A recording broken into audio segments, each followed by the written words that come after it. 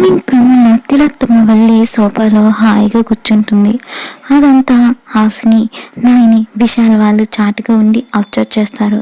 అప్పుడు విశాల్ ఏమో అమంతి తీసుకుంటుంది అని చెప్పగా శాశ్వతంగా విశాల్ అని చెప్పి హాసిని అడిగేసరికి అదేంటి వదిన అలా అంటున్నావు అని విశాల్ అడుగుతూ ఉంటాడు.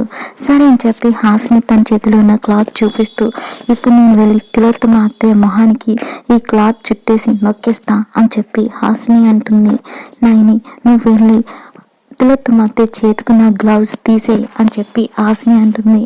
నువ్వు తలకు కట్టిన ఆ గుడ్డ తీసి గ్లౌజు నైని తీసేలోపు అమ్మ చేతికి ఏముందో నేను చూసేస్తా అని చెప్పి విశాల్ అంటూ ఉంటాడు.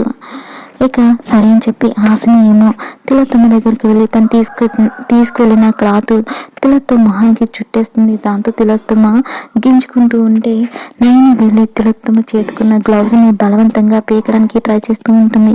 విశాల్ ఏమో తిలోత్తమ చేతికి ఏముందా అని చెప్పి అబ్జర్వ్ చేస్తూ ఉంటారు. ఇక తిలోత్తమ వదలండి వదలండి, గ్లౌజ్ తీయొద్దు అని చెప్పి అరుస్తూ ఉంటుంది.